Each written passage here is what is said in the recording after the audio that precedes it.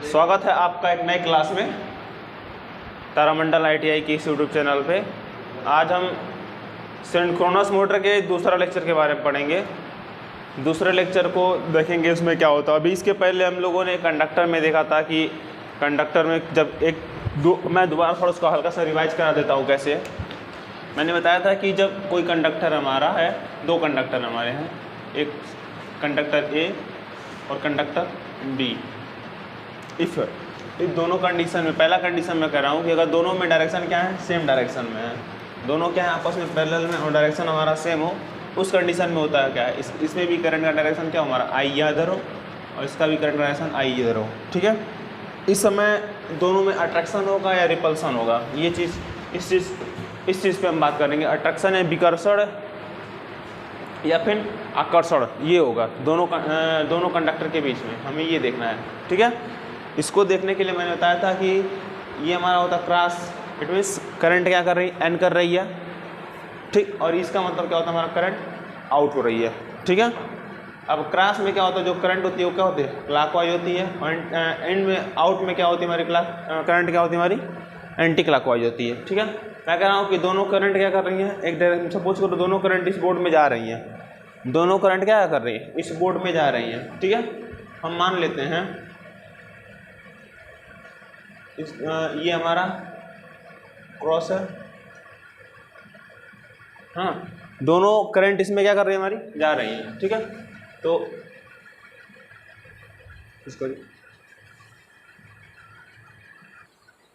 ठीक है कि ये इन कर रही है, इट मीन्स जो मैग्नेटिक फ्लक्स का डायरेक्शन हुआ कुछ समय होगा।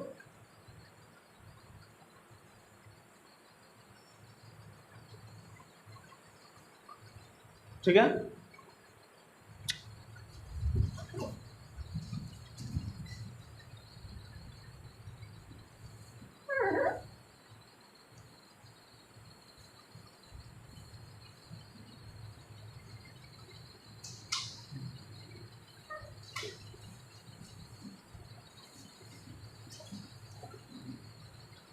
ठीक है। अब देखो यहाँ पे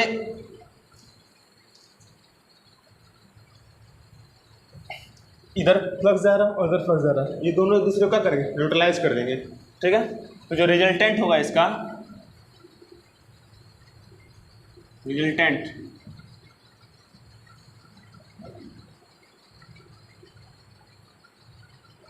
ये क्या होगा, न्यूट्रलाइज हो जाएगा हमारा।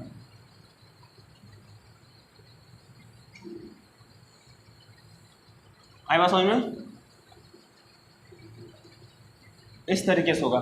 ठीक है, आई बात समझ में, इन दोनों के बीच में क्या होगा हमारा, यहाँ पे एक दूसरे को न्यूट्रलाइज कर देंगे, जब समान डायरेक्शन रहेगा तो ये हमारा रिजल्टेंट ये हो जाएगा। ठीक है, अगर यहीं पे मान लो हमारा, हम कहते हैं कि किसी एक डायरेक्शन में क्या है कि मिटाता हूँ मैं,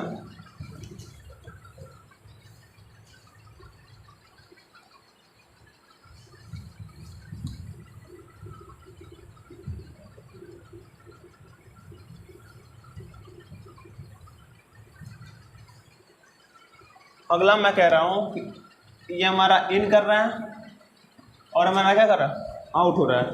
इन कर रहा है, अगला हमारे में कर रहा है, आउट हो रहा है। यहाँ पे क्या होगा, इसका डायरेक्शन क्या होगा हमारा, क्लॉकवाइज।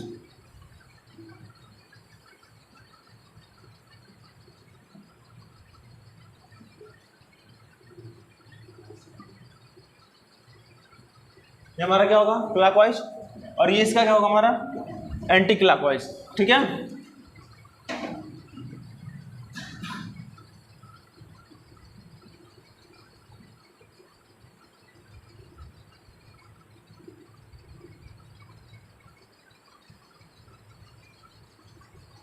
देख रहे हैं ना, एंटी क्लॉकवाइज होगा।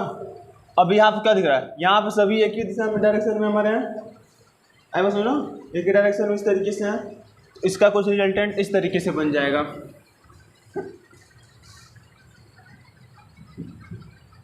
ये सभी जो जितने फ्लक्स होंगे सभी क्या करें, अट्रैक्ट करेंगे।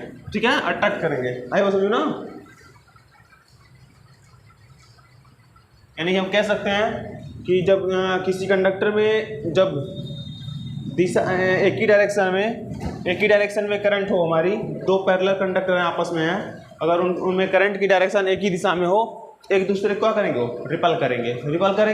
अगर एक ही अलग अलग दिशा में हो, एक में इन हो रही है, एक में आउट हो रही है, उस अवस्था में क्या होगा, एक दूसरे को क्या करेंगे, अट्रैक्ट करेंगे। क्या करेंगे, अट्रैक्ट करेंगे, ठीक है ना। तो कुछ हमारा ऐसे होगा, मतलब ये पूरा इकट्ठा यहाँ पे ऐसे इकट्ठा हो, ऐसे होगा। यहाँ पे क्या होगा, डेंसिटी क्या होगी, फ्लक्स की थोड़ी सी ज़्यादा हो जाएगी। आई बात समझो ना, कुछ इस तरीके से इसका रिजल्टेंट बनेगा। आई बात समझो। तो ये था दो कंडक्टर में, यानी कि दो समान, अगर एक ही दिशा में किसी कंडक्टर के फ्लक्स फ्लो करते हैं दो कंडक्टर में, तो उस अवस्था में क्या होगा, दोनों एक दूसरे को क्या करेंगे, रिपल करेंगे। अगर असमान दिशा में फ्लो करते हैं तो क्या होगा, हमारा वो अट्रैक्ट करेंगे, ठीक है ना। क्या करेंगे, अट्रैक्ट करेंगे, यानी कि आकर्षण होगा।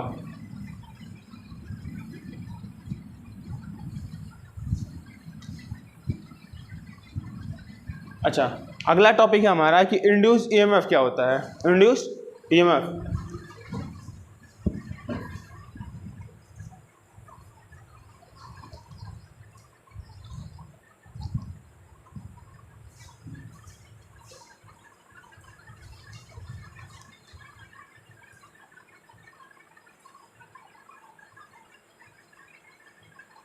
इंड्यूस्ड ईएमएफ, इंड्यूस्ड ईएमएफ क्या होता है। देखो, इंड्यूस्ड ईएमएफ को बेसिक जो रिक्वायरमेंट हमारे basic requirement of produce induced EMF, यानी कि उसके लिए क्या क्या शर्तें हैं, तो हम लिखेंगे पहला point, basic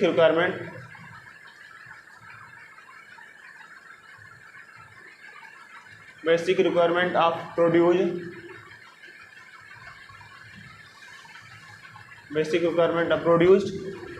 induced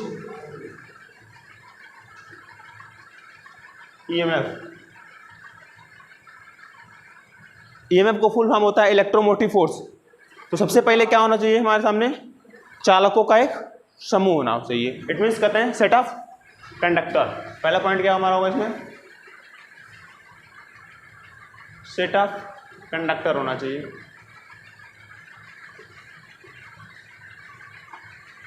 conductor, set of conductor. दूसरा, मैग्नेटिक फील्ड, यानी कि क्या होना चाहिए, इंड्यूस्ड ईएमएफ उत्पन्न करने के लिए हमारा क्या होना चाहिए, मैग्नेटिक फील्ड होना चाहिए। मैग्नेटिक फील्ड होना चाहिए, ठीक है। तीसरा है हमारा रिलेटिव वेरिएशन। रिलेटिव वेरिएशन मतलब कहने का सेंस है इंड्यूस्ड या रिलेटिव वेरिएशन या एयर गैप हमारा क्या होना चाहिए, समान होना चाहिए। बता रहा हूँ अभी, relative variation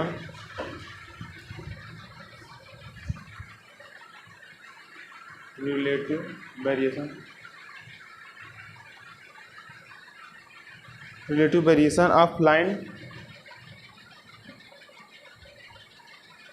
relative variation of line और स्पेस बिटवीन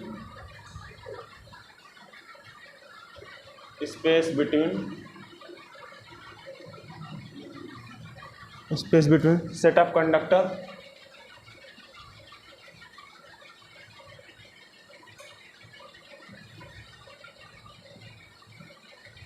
और एयर गैप।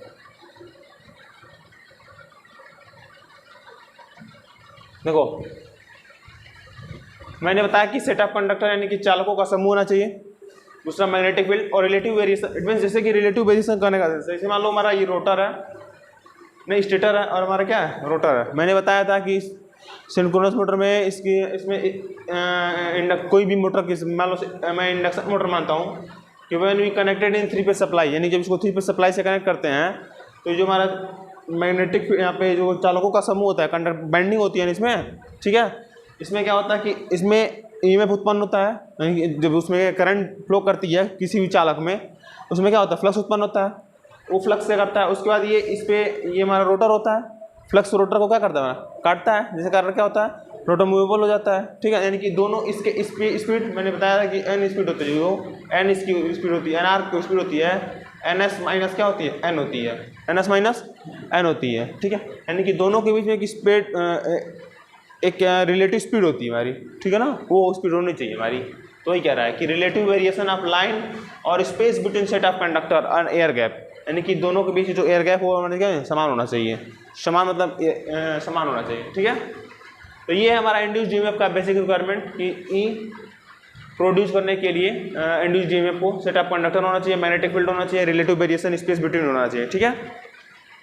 अच्छा, अब कितने प्रकार के होते हैं induced EMF? Types of induced EMF, मिटाते हैं इसको, ठीक है।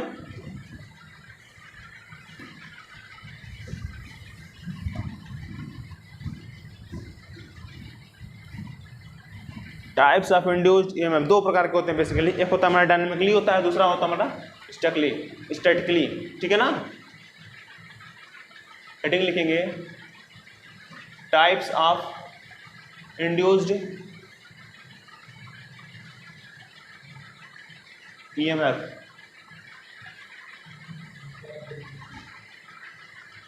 टाइप्स ऑफ इंड्यूस्ड ईएमएफ, पहला हमारा है डायनेमिकली।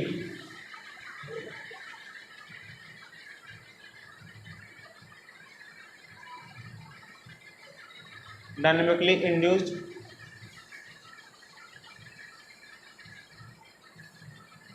ईएमएफ। दूसरा हमारा है स्टैटिकली।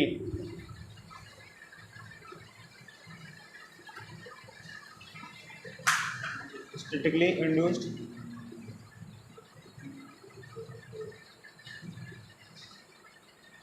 स्टैटिकली इंड्यूस्ड ईएमएफ, ठीक है।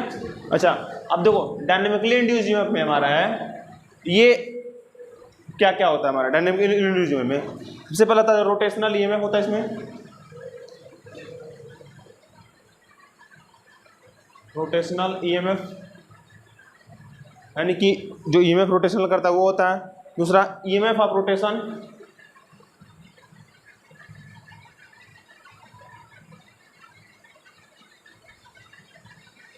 EMF of rotation. तीसरा होता है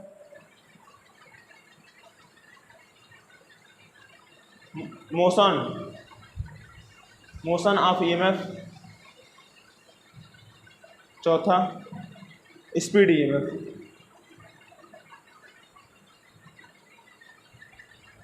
स्पीड ईएमएफ, रोटेशनल ईएमएफ, ठीक है। ये कहाँ उत्पन्न होता है हमारा? जनरेटिंग कंडीशन में, जनरेटिंग एक्शन में होता है। कहाँ उत्पन्न होता है हमारी? जनरेटिंग एक्शन में होता है। जनरेटिंग एक्शन में रोटेशनल ईएमएफ कहाँ उत्पन्न होता है हमारा? Generating action. जनरेटिंग एक्शन कहने का सेंस है कि जब हमारा मूवेबल क्या करते हैं, रोटर मूव करता है, ठीक है, उसमें उत्पन्न होता है। दूसरा ये ईएमएफ ऑफ रोटेशन, ये हमारा उत्पन्न होता है हमारा डीसी जनरेशन में। किसमें उत्पन्न है? डीसी जनरेशन में।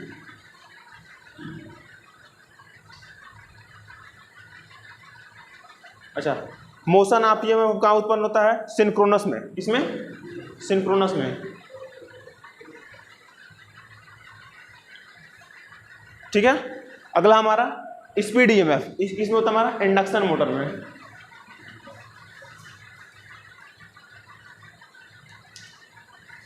इंडक्शन मोटर, ठीक है। मैंने बताया कि types of induced EMF, induced EMF दो प्रकार के होते हैं। पहला हमारा डायनेमिकली इंड्यूस्ड ईएमएफ होता है और दूसरा होता है हमारा स्टैटिकली इंड्यूस्ड ईएमएफ, ठीक है। जो डायनेमिकली इंड्यूस्ड ईएमएफ होता है उसमें भी चार होते हैं। रोटेशनल ईएमएफ ए जनरेटिंग एक्शन में होता है, जहाँ पे बिजली उत्पादन होता है, जैसे जनरेटर होता है ना, अल्टरनेटर, वहाँ पे होता है rotational EMF. EMF of rotation DC generation में होता है जी। मोशन ऑफ ईएमएफ सिंक्रोनस में होता है और स्पीड ईएमएफ इसमें होता है इंडक्शन मोटर में होता है, ठीक है। ये हमारा टोटल इसमें क्या कहते हैं डायनेमिकली इंड्यूस्ड ईएमएफ में होता है हमारा। किसमें होता है? Dynamically induced EMF. अगला हमारा स्टैटिकली इंड्यूस्ड ईएमएफ, ठीक है। नहीं, इसमें और भी चीज़ें हैं, इसे मिटा दें।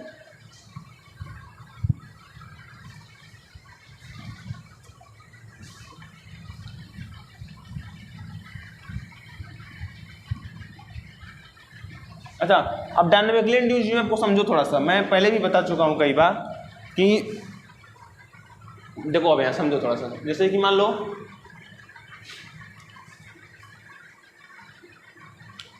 ये हमारा क्या है,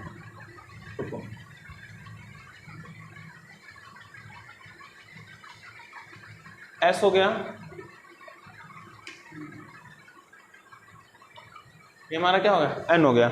ठीक है, फ्लक्स का पता है आपको कि जो फ्लक्स होती है किधर रहती है, एन से एस की तरफ होती है, एन से किधर होती है, एस की तरफ होती है। ठीक है, अब मैं क्या करता हूँ, कोई चालक है हमारे इसमें,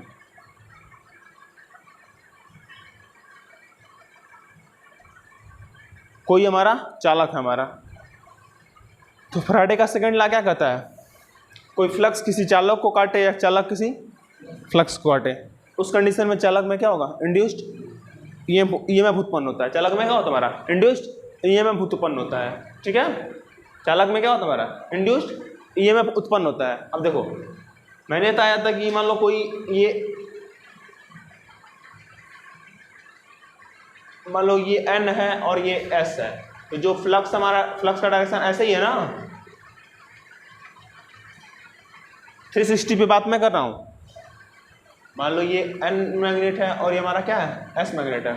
ठीक है, अब क्या है कि अगर मान लो ये जो कंडक्टर है हमारा इस कंडीशन में हुआ, मैं 4 कंडीशन ले रहा हूँ इसका, ध्यान से देखना, इस कंडीशन में हुआ, इस अवस्था में क्या दिख रहा है आपको कि फ्लक्स ज़्यादा कट रहा है। क्या हो रहा है, फ्लक्स ज़्यादा कट रहा है। अब मान लो यहाँ पे आया तो फ्लक्स थोड़ा सा कम हुआ, यहाँ पे आया थोड़ा सा और कम हो गया। अब यहाँ पे क्या हुआ, उसके एकदम पैरेलल में हो गया, फ्लक्स के पैरेलल में जब चालक हो जाएगा उस अवस्था में क्या होगा, हमारा कोई भी इंड्यूस्ड ईएमएफ जनरेट नहीं होगा। ठीक है, लेकिन अब फिर आगे बढ़ता है धीरे धीरे, फिर जब मैक्सिमम आएगा यानी कि जब अधिकतम फ्लक्स कटेगा उस समय जगह ज़्यादा इंड्यूस उत्पन्न होगा। आई बात समझ में ना, तो वही यहाँ पे कंडीशन को दिखाया। मैं 4 कंडीशन लेता हूँ, देखो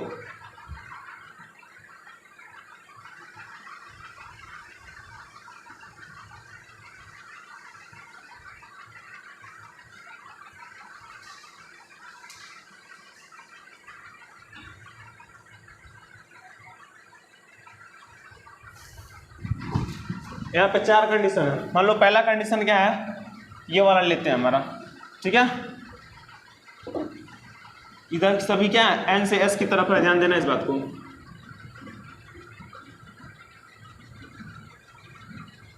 एन से एस की तरफ का फ्लक्स का डायरेक्शन है।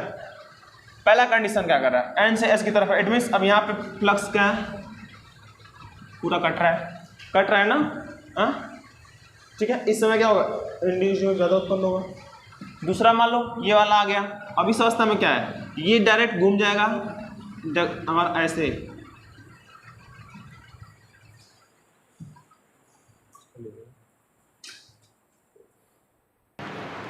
देखिए यहाँ पे क्या होगा कि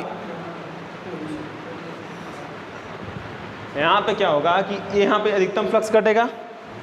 यहाँ पे क्या है, जब पैरेलल फ्लक्स के पैरेलल में होगा तो कोई फ्लक्स नहीं कट रहा है।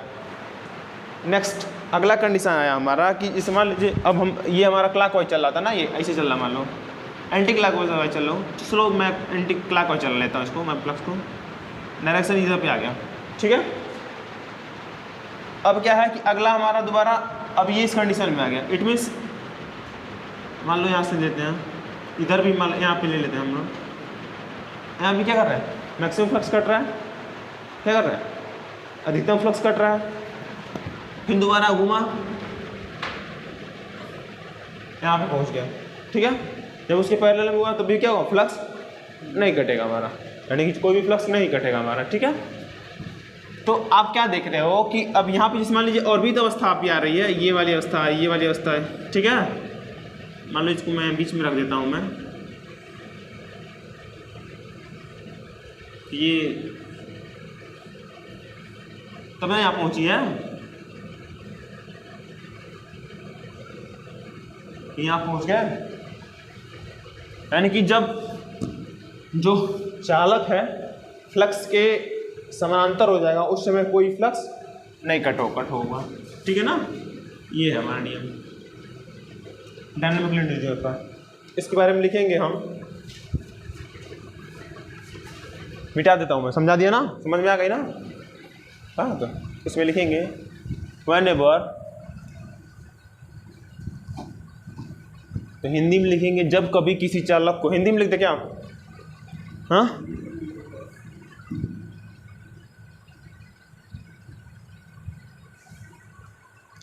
इसमें लिखेंगे डायनामिकली इंड्यूस्ड ईएमएफ में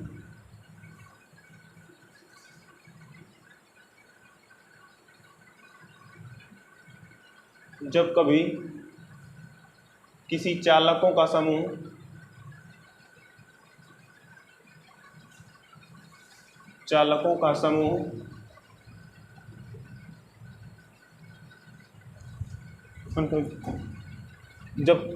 जब कभी किसी चालकों का समूह मूविंग करता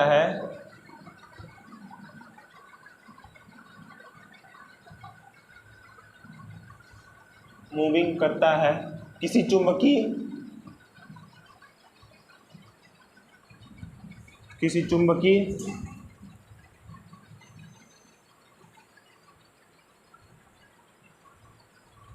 क्षेत्र में, तो चालक में इंड्यूस्ड ईएमएफ उत्पन्न होता है। इंड्यूस्ड ईएमएफ उत्पन्न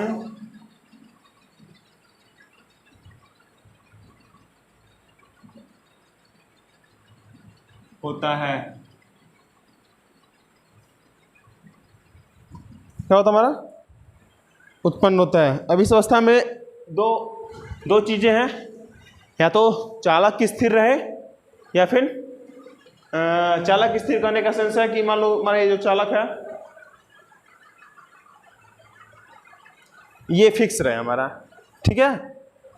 तो हमारा जो NS है ये हमारा क्या होना चाहिए, मैग्नेट हमारा जो है, ये मैग्नेट है, ये हमारा क्या होना चाहिए, मूवेबल होना चाहिए। यहाँ पे NS पहुंच गया, मान लो यहाँ पे मैग्नेट,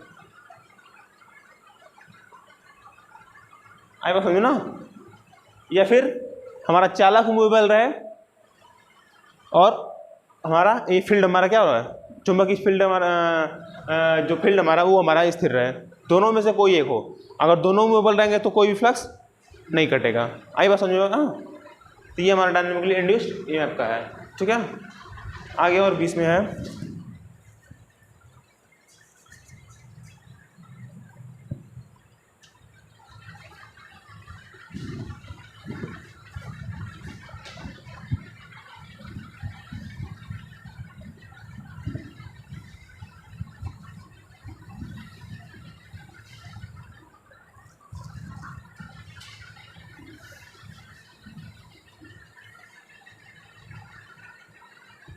चलो अभी इसमें बहुत ज़्यादा हो गया डायनामिक आप लोग के सिलेबस के हिसाब से।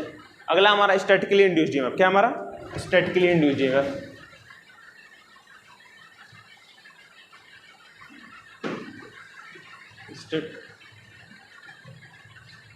स्टैटिकली इंड्यूस्ड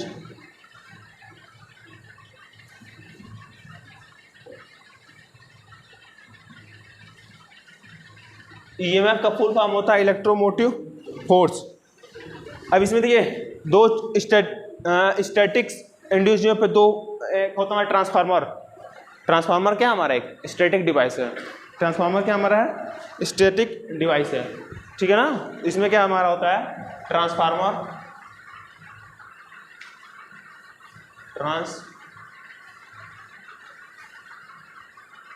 ट्रांसफार्मर दो प्रकार के होते हैं, मैंने बताया था पहले भी। पहला होता है हमारा स्टेप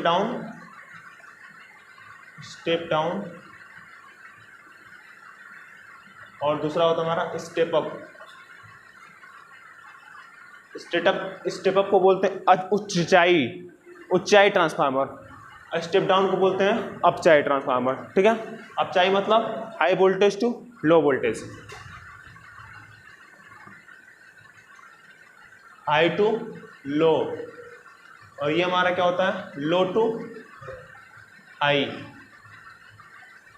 अच्छा, ट्रांसफार्मर किस सिद्धांत पे काम करता है, ट्रांसफार्मर का काम है म्यूचुअल इंडक्शन, ठीक है। Transformer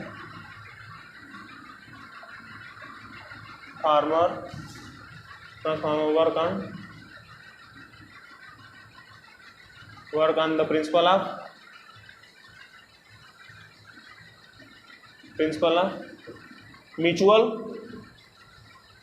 mutual induction. म्यूचुअल को बोलते हैं म्यूचुअल इंडक्शन, ठीक है। इस पे काम करता है हमारा म्यूचुअल इंडक्शन पे काम करता है ट्रांसफार्मर, ठीक है। तो ये ट्रांसफार्मर का हो गया। या एक और चीज है ईएमएफ पल्सेशन, ईएमएफ पल्सेशन। दूसरा पॉइंट हमारा ईएमएफ पल्सेशन, पल्सेशन, पल्सेशन, ठीक है। अब देखो, अब इसके लिए नेसेसरी क्या क्या चीज होते हैं स्टैटिकली इंड्यूस्ड उत्पन्न होने के, क्या क्या चीज नेसेसरी होता है हमारा, इसको नोट कर लीजिएगा, मिटाता हूं मैं।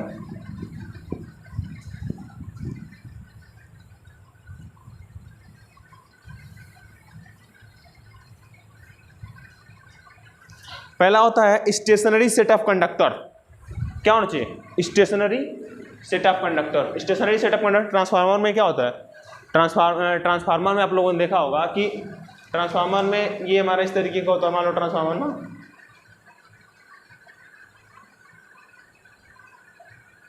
ठीक है, इसमें क्या होता है, हमारी कॉइल होती है जो हमारी फिक्स होती है ना।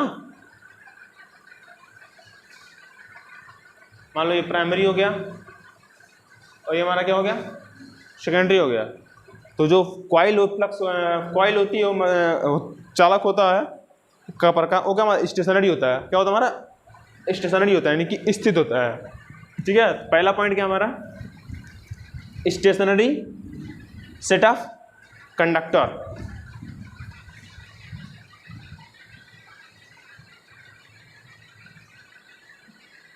Stationery set of conductor. दूसरा वेरिंग मैग्नेटिक फील्ड। जो मैग्नेटिक फील्ड हमारा क्या होना चाहिए? वेरिंग होना चाहिए। वेरिंग मतलब वेरी करता हो, वेरिंग मैग्नेटिक फील्ड।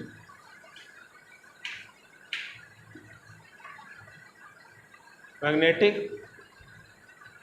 फील्ड यानी कि ई रहेगा ना, कैच कह रहे हो? हाँ वो ई लिखा था मैं, फिर मैं आई लिख दिया हूँ, कोई नहीं, कंफ्यूजन हो जाता है मुझे। यानी कि सेट ऑफ कंडक्टर, ठीक है। स्टेशनरी सेट ऑफ कंडक्टर होना चाहिए। कौन सा होना चाहिए? Stationary set of conductor. दूसरा वायरिंग मैग्नेटिक फील्ड होना चाहिए। जो फ्लक्स मैग्नेटिक फील्ड होना चाहिए, क्या है? वायरिंग होना चाहिए, ठीक है ना। अगला पॉइंट लिखेंगे हम लोग, तीसरा statically induced EMF. It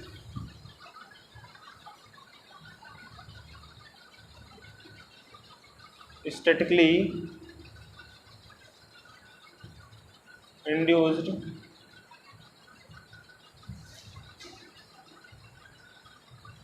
statically induced EMF is produced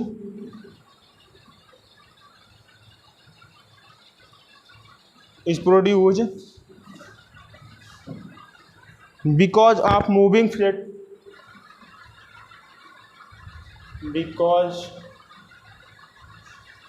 of moving magnetic field, moving magnetic field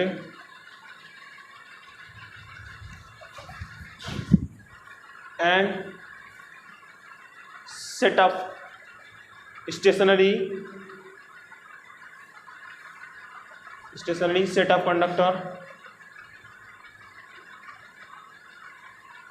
set of conductor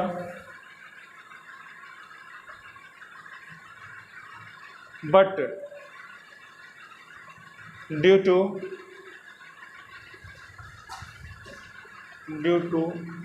the varying flux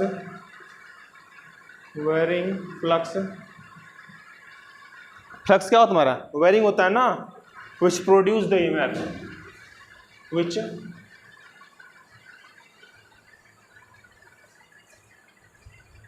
लिखता हूँ, उसे समझाता हूँ, which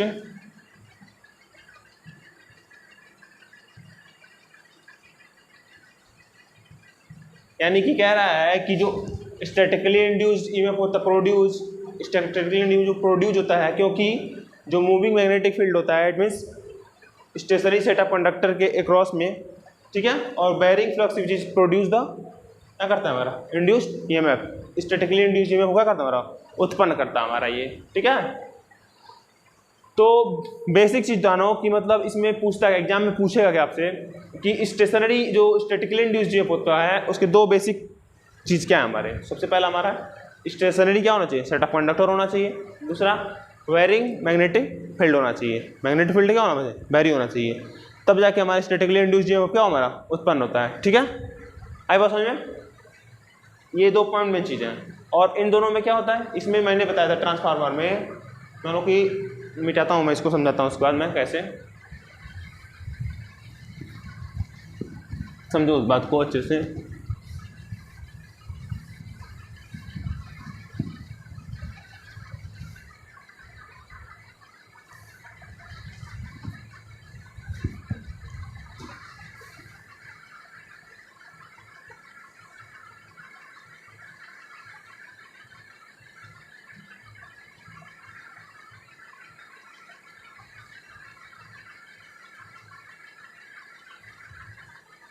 ठीक है ना। अच्छा रुको मैं बड़ा एक ये दूसरा दो कॉइल वाला ट्रांसफार्मर सिंगल कॉइल बता देता हूँ मैं। देखो इसमें क्या होता है कि प्राइमरी में वाइंडिंग की जाती है, आई बात समझ में, और यहाँ भी सेकेंडरी में क्या होती है हमारी वाइंडिंग रहती है। ये हमारी प्राइमरी है और हमारे क्या है सेकेंडरी। थोड़ा सा पुश करिए था, पुश करिएगा। ये ट्रांसफार्मर के बारे में बात हो रही ना, तो ये हमारा प्राइमरी वाइंडिंग होती है, ये हमारी क्या सेकेंडरी वाइंडिंग है, ठीक है। आप लोग देख रहे हो कि कहीं से भी इलेक्ट्रिकली कहीं से भी ये बाइंडिंग एक दूसरे से क्या कनेक्टेड नहीं है, इलेक्ट्रिकली क्या हमारे कनेक्टेड नहीं है, ठीक है। आई बात समझ में। आप क्या क्या देख रहे हो कि प्राइमरी स्टैटिकली है, स्टैटिक्स है, सेकेंडरी भी हमें क्या है स्टैटिक्स है, ओके। आई बात समझ में ना। अच्छा एक चीज़ और जानो, ट्रांसफार्मर में इसीलिए कोई भी स्टैटिक दोष नहीं होता है, घर्षण दोष नहीं होता है कोई भी, क्योंकि मोटर चाहे रोटर होता है, मान लो मोटर है हमारा, ये मोटर है मान लो, तो ये एक बियरिंग पे नाचता है ना, बियरिंग पे रन करता है ना, तो फ्रिक्शन होता है, संभावना होती, फ्रिक्शन की संभावना होती है, क्योंकि इसमें क्या होता है पुली भी लगा होता है, यहाँ पे फ्रिक्शन दोष होता है, घर्षण दोष होता है। लेकिन क्या होता है ट्रांसफार्मर क्या होता है एक स्टैटिक डिवाइस है, इट मीन्स एक जगह रखा गया होता है, तो इसमें कोई भी घर्षण की संभावना, एग्जाम में पूछ लेता है कि ट्रांसफार्मर में घर्षण हानियाँ होती हैं तो क्या होती हैं, शून्य होती हैं। क्या होती है मैंने एग्जाम में पूछ देगा इसलिए कि ट्रांसफार्मर में, मैं क्या पूरा लिखूं मैं बता दे रहा हूँ इसे ही, ट्रांसफार्मर में घर्षण हानियाँ होती हैं, शून्य देगा, अधिक दे देगा, कम होती हैं या बहुत अधिक होती हैं, तो क्या होती हैं शून्य होती हैं। इस बात का याद रखिएगा हमेशा इस बात को, ठीक है ना।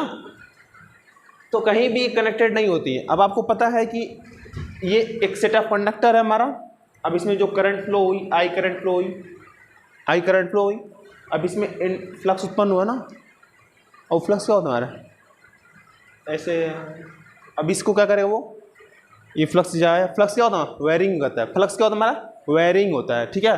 और जब फ्लक्स वेरिंग होता है तो इसमें क्या हुआ, जब फ्लक्स वेरी है तो ये इसमें क्या होगा करंट उत्पन्न होगा। भाई जब फ्लक्स वेरी है, फ्लक्स इस चालक को कट करेगा, उस अवस्था में क्या होगा फ्लक्स वेरिंग है तो इसमें क्या होगा करंट उत्पन्न होगा, आई उत्पन्न होगी ना, आई उत्पन्न होगी कि नहीं होगी, ठीक है ना, ठीक। तो वही सिद्धांत हमारा है इसमें, ठीक है ना, आई बस समझ में। और जिस हिसाब से काम करता है, मैं क्या कहा स्टैटिकली इंड्यूस्ड ईएमएफ का, अब इसमें करंट उत्पन्न होगी, आई उत्पन्न होगी तो इंड्यूस्ड ईएमएफ उत्पन्न हो जाएगा हमारा, ठीक है, फ्लक्स उत्पन्न होगा, ओके। अच्छा इसमें क्या है अगला द मैग्नीट्यूड, अब लिखेंगे इसमें कुछ पॉइंट्स हमारे हैं, इसमें लिख लेंगे हम लोग, समझा देता हूँ मैं।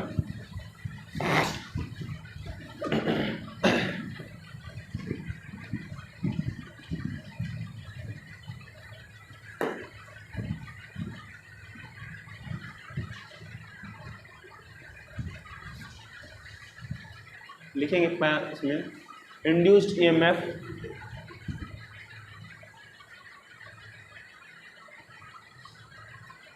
इंड्यूस्ड ईएमएफ के बारे में लिखेंगे इसमें the magnitude of stationary, the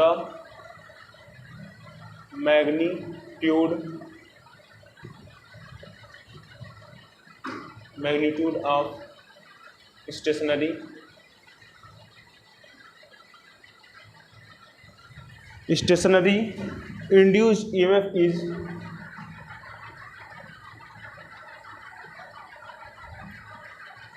induced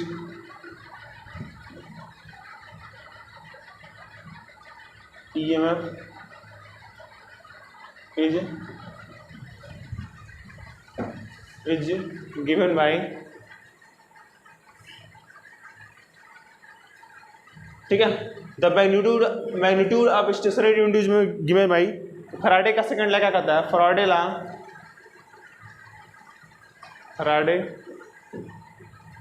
law. अच्छा एक और लॉ जानते हो आप, लेंज लॉ क्या कहता है, जिस कारण उत्पन्न होता है उसी क्या करता होगा, विरोध का उत्पन्न करता है। आई बात सुनिए ना, इसीलिए कि उसमें क्या आता है, माइनस कहते हैं। Faraday second law, Faraday second law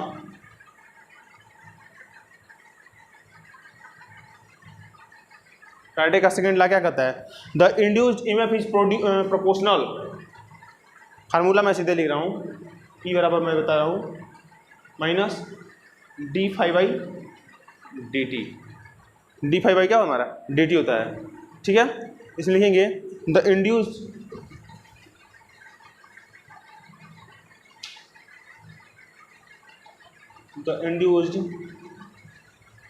EMF is proportional, the induced EMF is proportional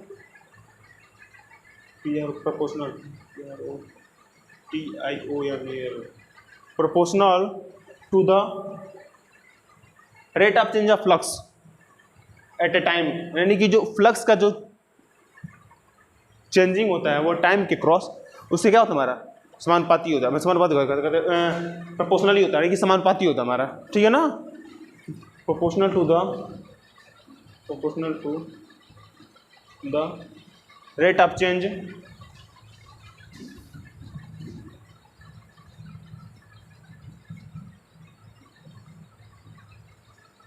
flux